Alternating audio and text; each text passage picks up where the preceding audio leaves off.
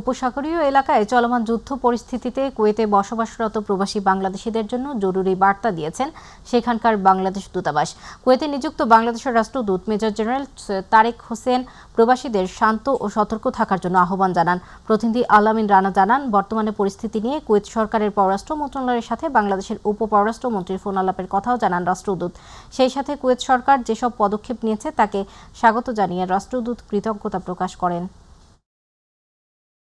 আপনাদের নিরাপত্তা এবং কল্যাণ নিশ্চিতের জন্য কুয়েত সরকারের সাথে বাংলাদেশ সরকার যোগাযোগ বজায় রেখে চলেছেন। আমি আপনাদেরকে নিশ্চিত করছি যে বাংলাদেশ সরকার এবং কুয়েতস্থ বাংলাদেশ দূতাবাস আপনাদের নিরাপত্তা ও কল্যাণের প্রতি সর্বোচ্চ গুরুত্ব আরোপ করে।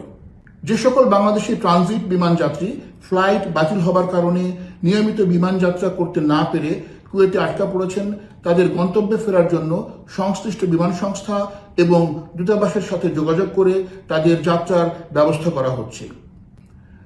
আপনাদেরকে আমি অনুরোধ করব, বর্তমান পরিস্থিতিতে আপনারা সকলে বিশেষ সতর্কতা অবলম্বন করুন।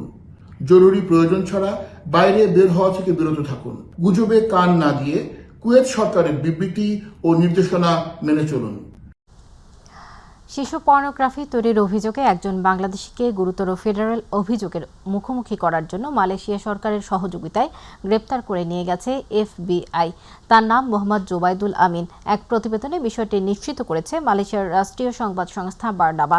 প্রতিনিধি আশরাফুল মামুন জানান, মার্কিন গোয়েন্দা সংস্থা FBI জানিয়েছে ওই ব্যক্তিকে মালয়েশিয়া থেকে আলাস্কায় স্থানান্তর করা হয়েছে, যেখানে তাকে ফেডারেল আদালতে বিচারের মুখোমুখি করা হবে। 2017 সালের শিশুদের বিরুদ্ধে যৌন অপরাধ আইনের 5 নম্বর ধারার অধীনে স্ন্যাপচ্যাট অ্যাপ্লিকেশন ব্যবহার করে শিশুদের পর্নোগ্রাফিক ছবি এবং ভিডিও পরিচালনা বা তৈরির জন্য তার বিরুদ্ধে 8টি অভিযোগ আনা হয়েছে, যার মধ্যে দোষী সাব্যস্ত হলে সর্বোচ্চ 30 বছরের কারাদণ্ড এবং কমপক্ষে 6টি বেত্রাঘাতের শাস্তি হতে পারে। 2022 সালের জুলাই মাসের আদালতের নথি থেকে জানা যায় যে সন্দেহভাজন ব্যক্তি আলাস্কা এবং মার্কিন যুক্তরাষ্ট্র এবং বিদেশের অন্যান্য স্থানে শত শত অপ্রাপ্তবয়স্ক ভুক্তভোগীদের নির্যাতন এবং শোষণ করেছে বলে অভিযোগ রয়েছে।